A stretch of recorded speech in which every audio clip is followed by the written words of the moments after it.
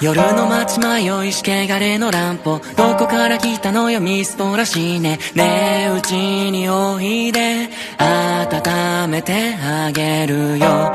今までよく頑張ったよね。ここらで休んでみませんか。ゆっくり話をしませんか。とりあえず今夜は安心さ。